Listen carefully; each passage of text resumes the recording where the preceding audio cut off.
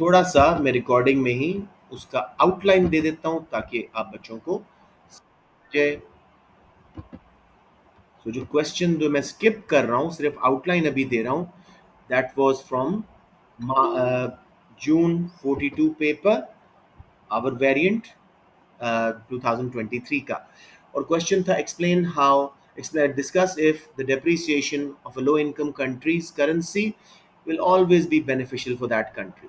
सबसे पहले depreciation explain करें, when value of a currency falls in terms of another। Low income country के चार पांच कैरेक्टरिस्टिक बताएं। Low income country is characterized by low real GDP per capita, poorly developed infrastructure, low values of HDI, high population growth rates, high levels of absolute and relative poverty etc। ठीक है। और क्या उसका नाम है, और क्या चीज़ थी इसमें, अरे क्वेश्चन ही मैंने गलत बोल दिया। Will it always improve the deficit of current account of balance of payment, ये क्वेश्चन था। ठीक है।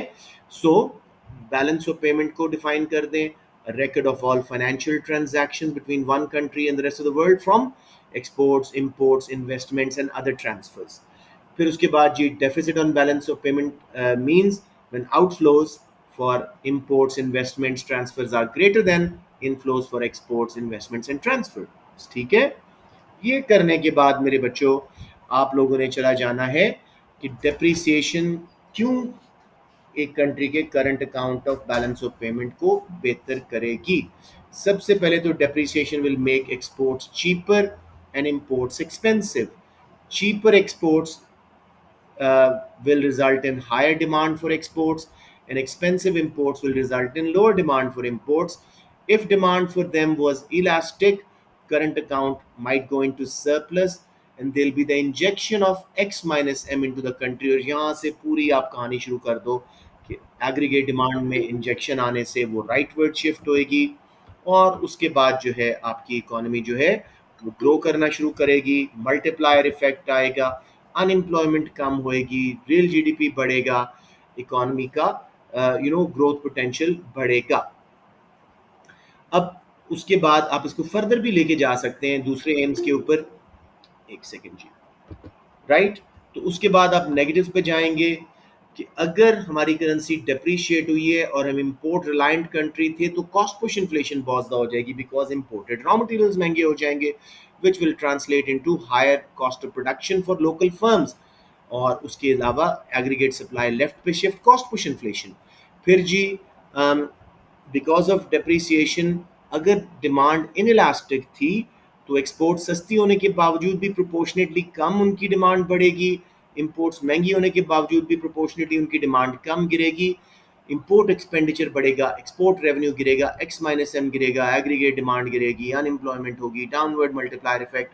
ये सारी कहानी ग्राफ्स बना दें, एग्रीगेट डिमांड वाले बेसिक बना दें या मल्टीप्लायर वाले बना दें, ईच केस आपका ये काफ़ी हद तक यहाँ सॉल्व हो जाएगा।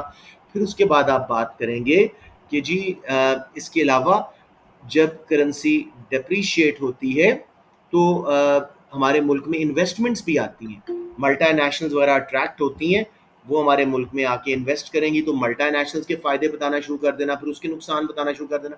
तो बहुत आसान स्कोप क्वेश्चन था, तो इसलिए मैंने कहा कि इसको स्किप करते हैं और अब हम स्टार्ट करते हैं अगला chap paper. This is variant 41 I think so, या 41। और competition, monopoly, and the market. Firms are sometimes thought of as machines. Inputs go in, products come out. However, it matters how powerful these firms are allowed to become. Competition law, the law that governs how firms compete in the market, how they may exert their power, and how and when they may join forces, has not prevented high concentration ratios in many industries. Global monopolies have been created in the name of free market capitalism. Mergers have been approved and monopolies tolerated under the assumption that they are efficient. Their ability to enable innovation is relied upon to justify these monopolized industries. I think साफ साफ लग रहा है कि market structures specially monopoly और इस तरह की कोई बात वो करने वाला है हमसे। Competition law is being used to protect a narrow set of public interests based on the idea of consumer welfare. The test applied by the law is that whether any change will result in lower prices for consumers and thus it is beneficial. This is regardless of how monopolized the resulting market structure becomes. The logic that focuses on consumer prices is flawed. This can be seen in the impacts of firms on the environment. Prices do not capture the negative externalities of production for which neither the producer nor the consumer pays. तो कुछ efficiency पे negative externalities पे भी बात होएगी questions में. Basically वो कह रहा है कि सिर्फ प्राइसेस कम होना जो है वो कोई कमाल नहीं है. ये फर्म्स इन्वायरमेंट को भी पोल्यूट करती हैं, सस्टेनेबिलिटी को भी, रिसोर्सेज को इस्तेमाल कर जाती हैं. Low consumer prices are not an adequate indicator for consumer welfare. The low prices, low wage spiral keeps pushing for cheaper goods and services to increase the profitability of the firm. The result is that workers are paid less. एक और नुकसान low prices का और monopoly powers का. Low prices cause unequal bargaining position between powerful employers and workers. दूसरा नुकसान. And between powerful buyers and small independent suppliers. यहाँ पे buyers and suppliers with in the market की बात हो रही है कि नेस्ले जैसा बायर और पाकिस्तान के कितने छोटे छोटे मिल्क फार्म्स हैं. तो नेस्ले की power is infinite compare to दो स्मॉल फार्म्स. ये वाली बात यहाँ पे वो कर रहा है. उसके बाद मेरे बच्चों हमारे पास आ गया. Regulation has a role to play in protecting consumers from the worst abuses of market power by the firms. There needs, however, to be a new competition law that promotes the free market rather than the desire of the monopoly firms. वो कहते हैं ऐसे laws बनाओ कि number of firms भी बढ़े ना. It needs to consider the balance of power between public sector and private enterprise. सुन लिया सबने, क्लियर हो गया. अब पहला question I can bet my bottom dollar 90% बच्चों को नहीं आएगा. अमूमन वो जो फॉरगॉटन टॉपिक्स हैं, ओलिगोपली से तो वैसे भी बच्चों को फॉरगॉटन होता है. Article refers to concentration ratios.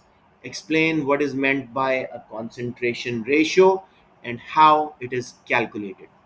पहले तो मैं आप लोगों से सुनना चाहूंगा, 4 मार्क्स हैं, so it's not a small chunk. Concentration ratio की डेफिनेशन कोई बच्चा मुझे बताए. बाद में जाते हैं कि कैलकुलेट कैसे होगा. दो डेफिनेशन पे आ जाएंगे तो कैलकुलेशन पे आ जाएंगे. इसमें टेस्ट में कुछ भी नहीं था, सिर्फ ये था not prevented high concentration ratios money industries. जी बताएं बेटे.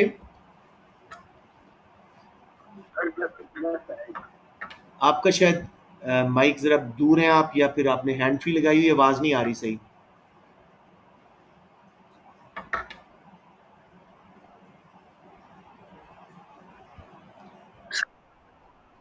जी जी जी, शाबाश शाबाश. दोबारा बोलें गनी, शाबाश, मुझे खुशी हुई है, बताएं.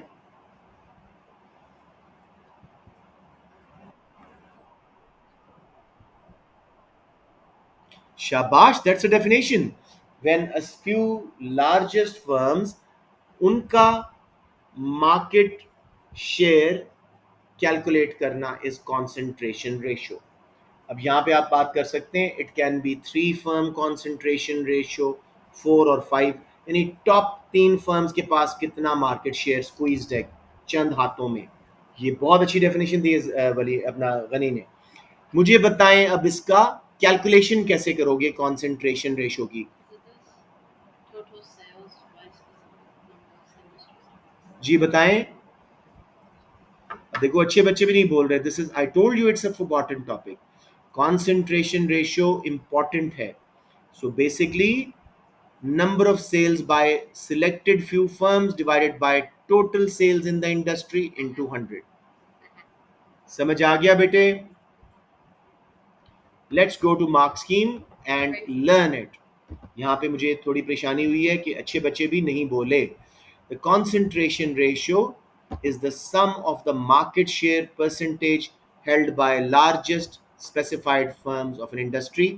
Largest जरूर बोलना है, number selected number specified number बोलना है. 0 से 100 के बीच में. 100 मीन्स मोनोपली, 0 मीन्स ऐसा कुछ भी नहीं होगा, मतलब परफेक्ट कंपटीशन में तकरीबन बहुत थोड़ा मार्केट शेयर होगा. Low concentration in the ratio would indicate greater competition among the firms in that industry. High concentration means चंद फर्म्स डोमिनेट कर रही है. समझ आ गया. Concentration ratio is sum of market share percentage in the control of the largest few firms in an industry. It can be between 0 and 100%.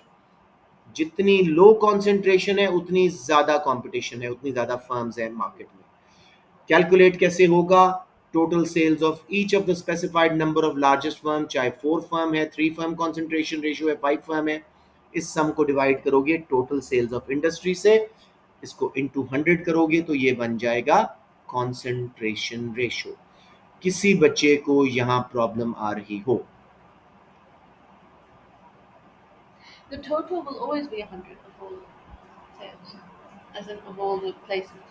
तमाम market की sales नीचे आएंगी, ठीक है? No, I'm saying of all the markets together, it would total would be 100, right? All the markets together, As in all the तमाम firms का मिला के sales will be 100%, firms. Of course, Sorry, yeah. not markets. और चंद firms के पास उस 100 में से कितना है, ये है कंसंट्रेशन रेशियो. जी, एनीवन, एनी क्वेश्चन हियर? मैं देख लूं, लास्ट this क्लास में exists मेरा for माइक बंद हो oligopolies, जाता था. right? नहीं, this is mainly for So oligopolies. monopoly has 100%. Yes. बच्चों समझ आ गया? Please, I need confirmation. Yes. Please जितने पेपर करोगे, अब ये आपके ये क्वेश्चन बैंक में थी ये केस स्टडी, इट मींस आप लोगों ने ये नहीं की थी उस वक्त. Let's go to explain with an example whether the article is correct in saying that neither the producer nor the consumer pays for negative externality. General question है. मुझे बताएं, कोई चीज डिफाइन करने वाली है?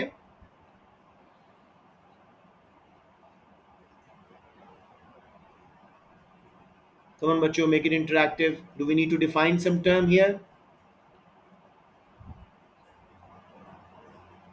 Where are you all? Hamna, where are you all? Negative externalities को define करना है. अच्छी सी डेफिनेशन हमना के अलावा कोई और दे. She is already given me this definition many times. अच्छी सी डेफिनेशन नेगेटिव एक्सटर्नैलिटीज की. फिर एक एग्जांपल.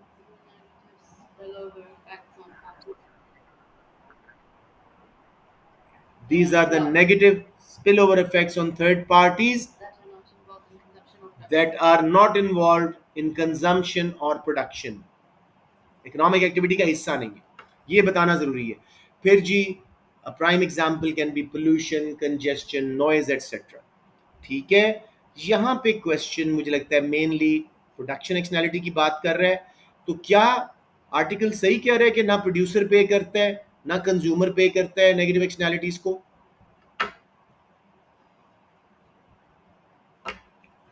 कौन पे करता है? Society, rest of society. ठीक है. कैसे पे करते हैं बेटे? मुझे क्वेश्चन पूछने पड़ रहे हैं एक एक मार्क के लिए. बोलते जाएं, बोलते जाएं.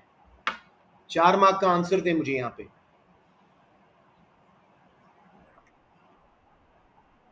हाँ. यस. तो हॉस्पिटल बिल्स बढ़ेंगे लोगों के, एयर पोल्यूशन हुई, फैक्ट्रीज ने, चिमनीज ने धुआं उगला, अनट्रीटेड केमिकल्स फेंके लोकल रिवर्स में, मरीन लाइफ डिस्टर्ब हुई, गवर्नमेंट को क्लीन अप कॉस्ट पड़ी, लोगों को हॉस्पिटलाइजेशन की कॉस्ट पड़ी, रेस्पिरेटरी प्रॉब्लम्स आई. ये एक्सप्लेन करो, ये हम बहुत पढ़ चुके हैं एफिशिएंसी में.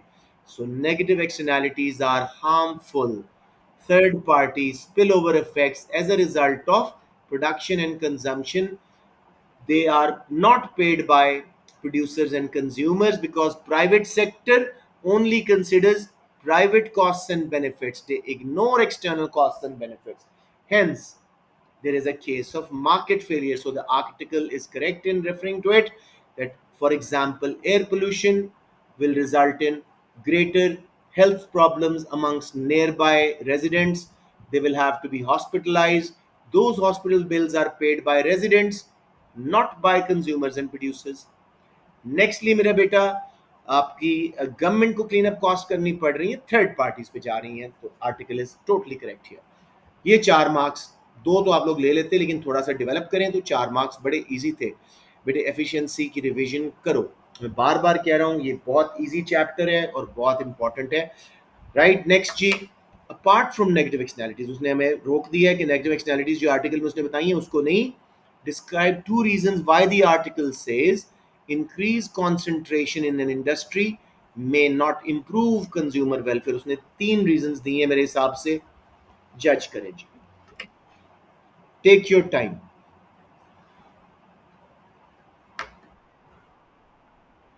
हम्म, आगे बोले।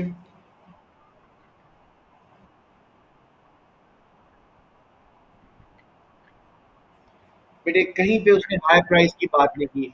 वैसे आपकी बात लॉजिकली ठीक है, लेकिन आर्टिकल से लेना है बेटे, तो we are bound by the article. उसने लोअर प्राइसेस बताई हैं, उसने कहीं भी हाई प्राइस की बात नहीं की। लोअर प्राइस के मसले उसने कुछ बताए हैं नेगेटिव एक्सटर्नैलिटीज के अलावा।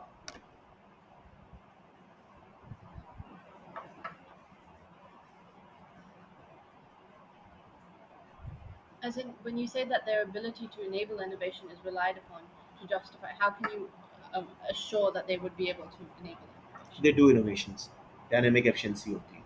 Okay, but that's नीचे वाले दो paragraph. Yes, yes, Shabash Zarwa. Finally, someone is speaking. Unequal bargaining position between powerful employers and workers. अब कंज्यूमर्स ही वर्कर्स होते हैं, तो यहाँ पे वो एक्सप्लॉइट हो जाएंगे। और बताएं शाबाश। आगे कुछ लिखा हुआ है।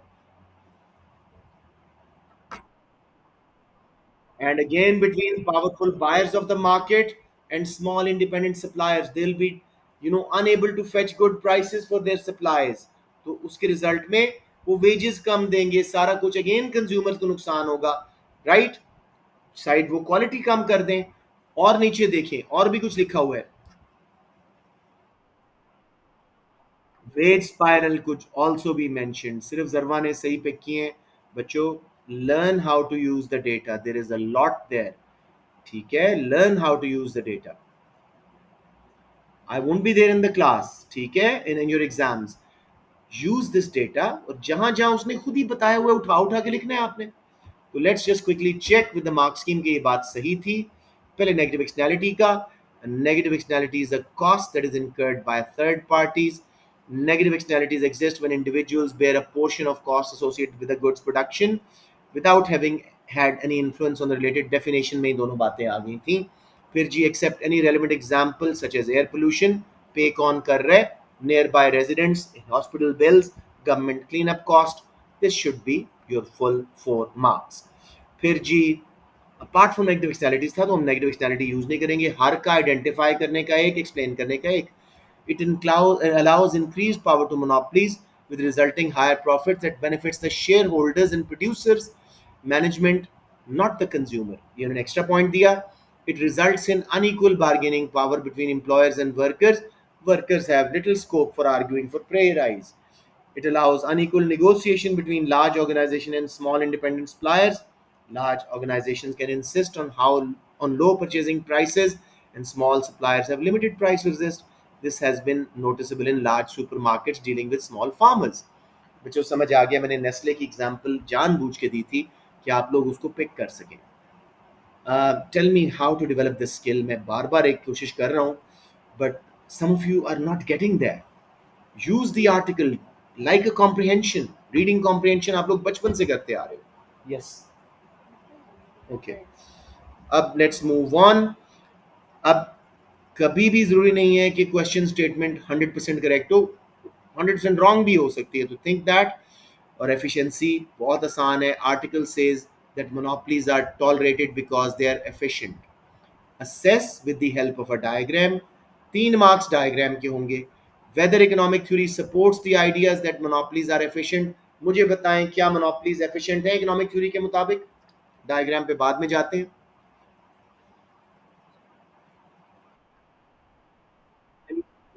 Anyone else please? Come on Malaika, अच्छे अच्छे बच्चे हो, कोई भी नहीं बोल रहा।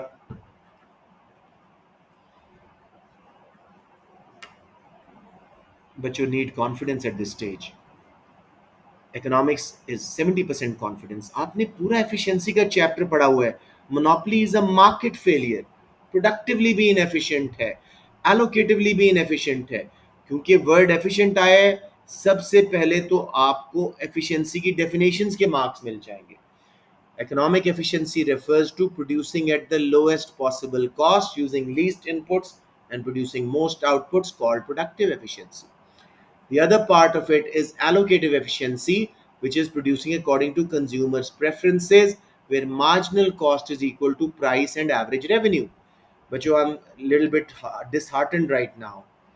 क्यों नहीं आवाज़ें आ रही इस स्टेज पे? लास्ट फ्यू इयर्स बच्चे बहुत बोलते हैं, मुझे नहीं बोलने देते। क्यों आपको एफिशिएंसी अभी तक नहीं आ रहा? मैंने 6 बार रिवाइज कराया, वीडियोस लगी हुई हैं, बार बार रिक्वेस्ट कर रहा हूं प्लीज वो वीडियोस देखें।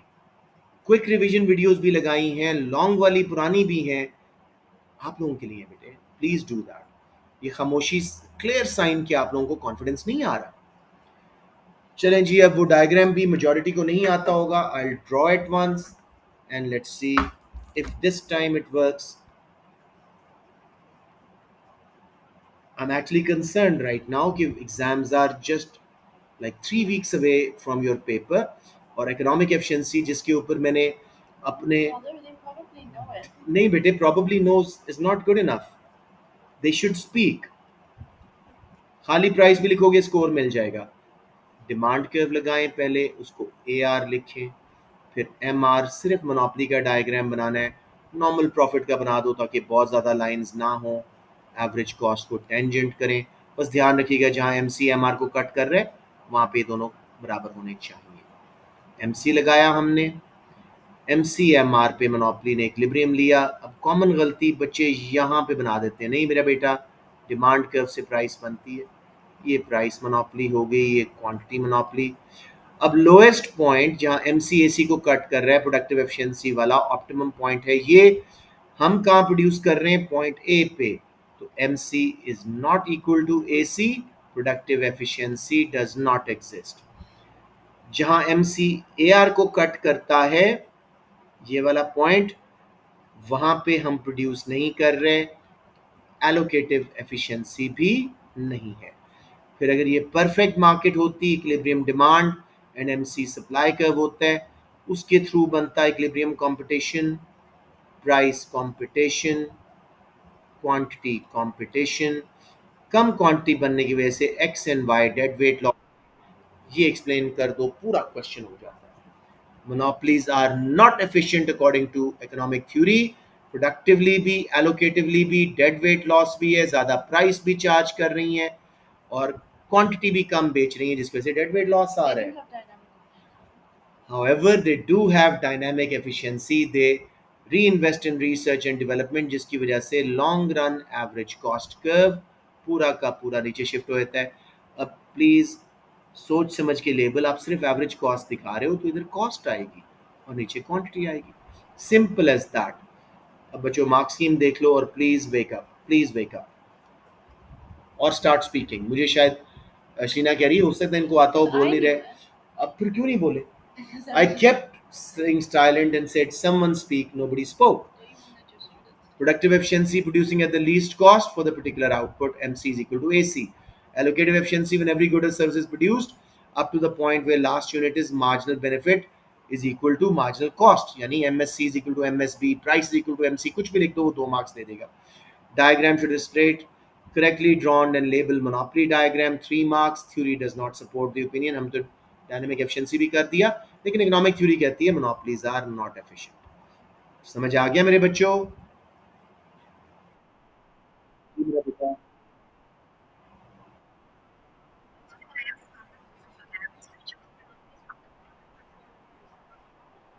बिल्कुल बना दें, मैं सिर्फ, बेटे आप अंडरस्टैंड कर रहे हो, बच्चों को ये नहीं आ रहा तो मैं वो वाला बनाऊं उसमें 4 लाइनें और आ जाएं, ये और कंफ्यूज हो जाएं। Are you following my point? आपको बना सकते हैं, कोई इशू नहीं है। राइट बच्चों, और let's move on. Please, I keep repeating, economic efficiency is your life saving chapter. Number two, again economic efficiency पे Wow. They would give आंखें two.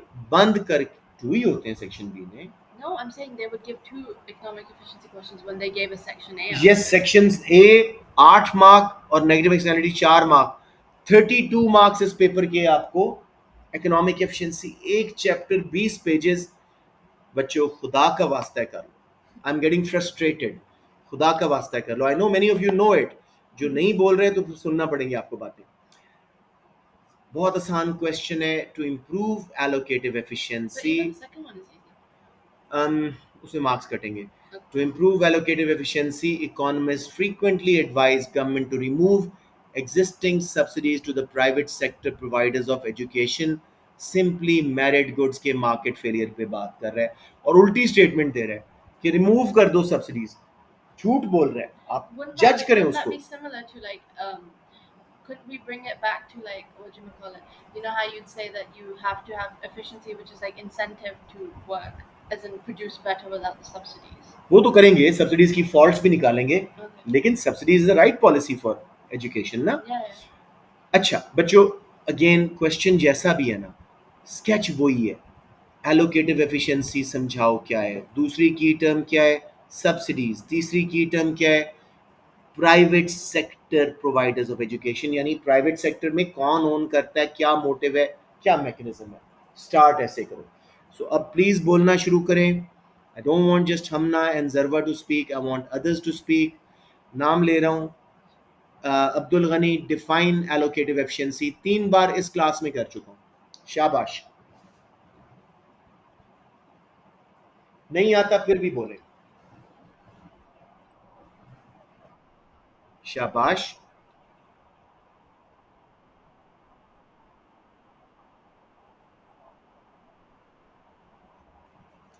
Products that are highly desirable, yes, allocative efficiency exists when those products are produced which are highly desirable, satisfy consumer preferences।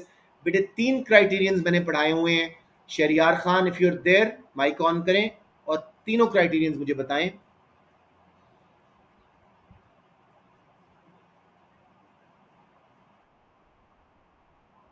नहीं नहीं, वो productive है, allocative.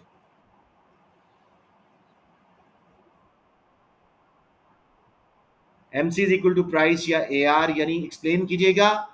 Last unit पे जितनी marginal cost, scars resources लगे, उतनी value consumer price की शक्ल में दे रहे हैं। फिर marginal social cost is equal to marginal social benefit, यानी नो एक्सटर्नैलिटीज। और lastly consumer producer surplus max. आपको आ गया था, मैं समझ गया हूँ। गुड, यही मुझे आता है। आप लोगों को से बोलते नहीं हो, बस हमें चुप करके बैठे रहते हो। समझो ये लाइव क्लास है, I am sitting there with you. Okay, next चीज जी, प्राइवेट सेक्टर सब्सिडीज को तो कोई बच्चा डिफाइन कर देगा। अश्लीना आप कर दो, सब्सिडीज क्या होती हैं। Financial grants given by the government to assist a certain government mandate in producing is particularly a merit good that the government wants to encourage production of. This can be in forms of like, let's say, good work, good work, gift मजा आया money or definition like का, शाबाश। tax private credit. Sector क्या होता है, उसके AIIMS क्या होते हैं, ओन कौन करता है, मोटिव क्या होता है। कोई बच्चा बता दो।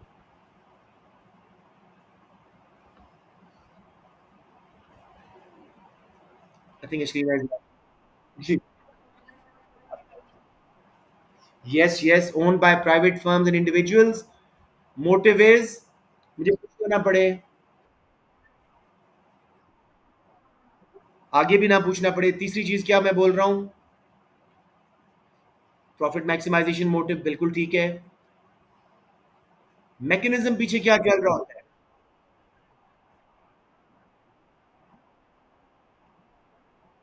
हाँ, price mechanism operates way demand and supply the market forces allocate resources. Perfect. अब आप बताएं जी, यहां पे the market failure under question is of allocative inefficiency in case of merit goods like education. पूरा मार्केट फेलियर बता दो, पूरा market failure in case of merit goods, information. जी जी जी।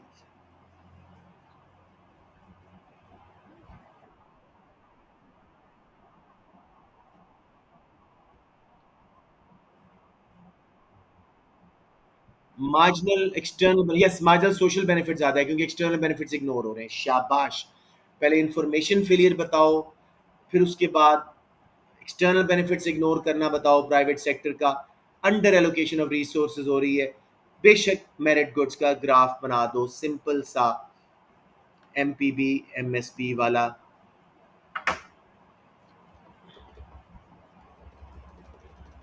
जरूरत नहीं है ग्राफ सब्सिडी का चाहिए, लेकिन A2 है, कोई मसला नहीं है, ग्राफ बनाते हैं। मेरा चार्जर खत्म हो गया है।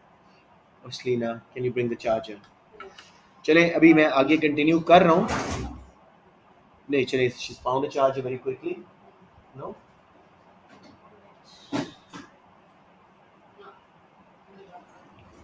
Okay, get it from somewhere.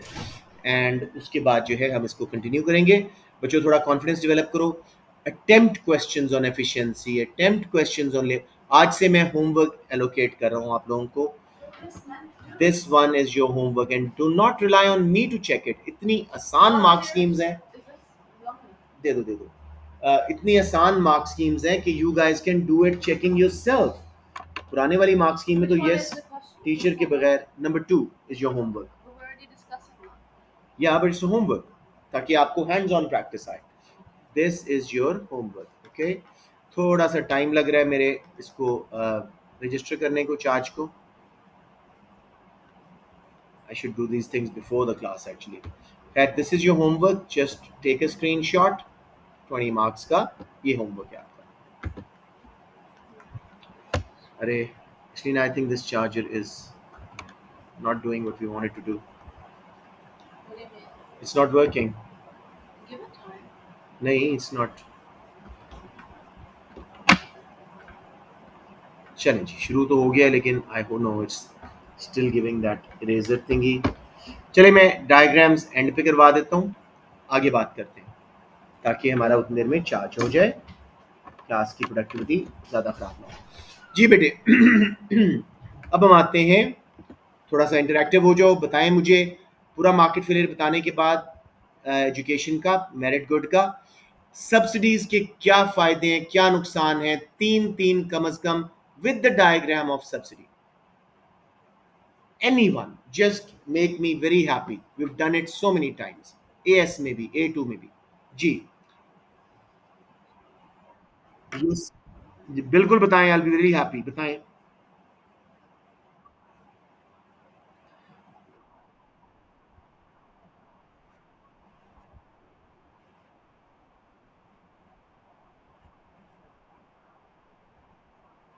Okay. शाबाश. हम्म.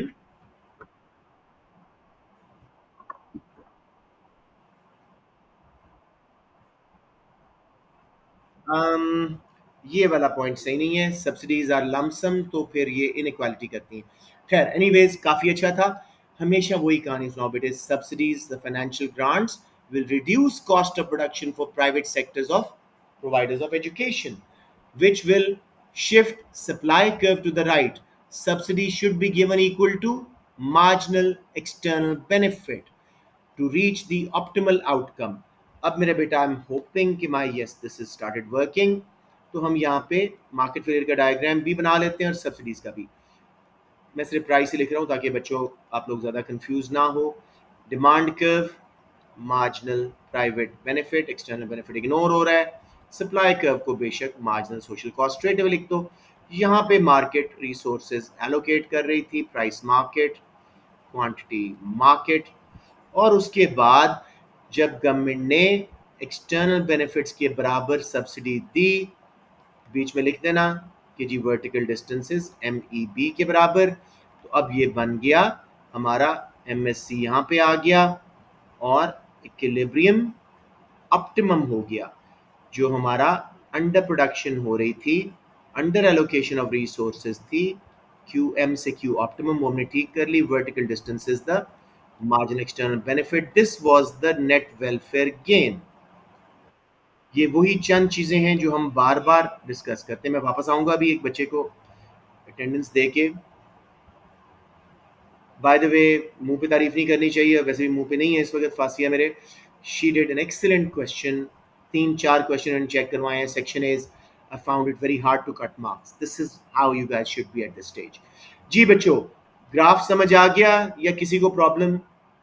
सिंपल सप्लाई कर्व राइट पे शिफ्ट करना है. फिर मेरा बेटा हम चलते हैं जरा वापस क्वेश्चन पे. सब्सिडीज के फायदे: lower cost, cheaper production, lower price, more parents, especially rural parents, will be able to afford education for their children, and this market failure can be reduced. Will reach towards the optimal outcome. लेकिन marginal external benefit के बराबर होगी subsidy तो ठीक होगी. यहीं से evaluation build करते हैं. However, government does not manage to calculate marginal external benefit correctly and ends up over or under subsidizing the education of private sector. ठीक है. फिर इसके बाद there is a cost involved in subsidy which also translates into opportunity cost of other uses like infrastructure defense etc. तो वो वाली कमी हो रही है इकोनॉमी में, अपॉर्चुनिटी कॉस्ट आ रही है। फिर जी गवर्नमेंट शायद बजट डेफिसिट हो जाए, शायद फंड्स इनफ ना हो, सब्सिडीज मिस यूज हो जाएं, इनएफिशिएंट हो जाएं, एजुकेशन प्रोवाइडर्स सब्सिडी पर रिलाई करना शुरू कर दें। सारी कहानियां हमने एएस से शुरू की हुई है। Just now settle down and confidently right, chains of analysis बनाओ, नहीं लिखा हुआ साफ साफ, लेकिन जब भी क्वेश्चन ऐसा आए वही स्कीम फॉलो करना। दो तीन गवर्नमेंट के इंटरवेंशन को बीच में लाओ। सब्सिडीज उन्होंने कहा रिमूव करें, तो और क्या करे गवर्नमेंट, डायरेक्टली प्रोवाइड कर दे education from their own universities colleges and schools. उसका फायदा क्या है, चीपर होंगे, थ्रू आउट द कंट्री होंगे, हर किसी को मिलेंगे, इक्वालिटी लाएंगे, लेकिन उनकी क्वालिटी कम होगी। गवर्नमेंट अक्सर बजट्स का शिकार होती है डेफिसिट का, तो उसमें टेक्नोलॉजिकल एडवांस्ड एजुकेशन मेथड्स नहीं होंगे, तो जो बच्चे आउटकम निकलेंगे लेबर वो इतनी अच्छी नहीं होगी, मार्केट फेलियर उतना अच्छा दूर नहीं होगा। फिर जी government can use positive advertisement for education, ताकि प्राइवेट सेक्टर ज़्यादा एक्टिव हो जाए सोशल मीडिया के थ्रू, टीवी के थ्रू, न्यूज़पेपर्स, वही जो हम रोज करते हैं नज थ्योरी, कॉस्टली है, अपॉर्चुनिटी कॉस्ट है, लॉन्ग रन में इफेक्ट आता है।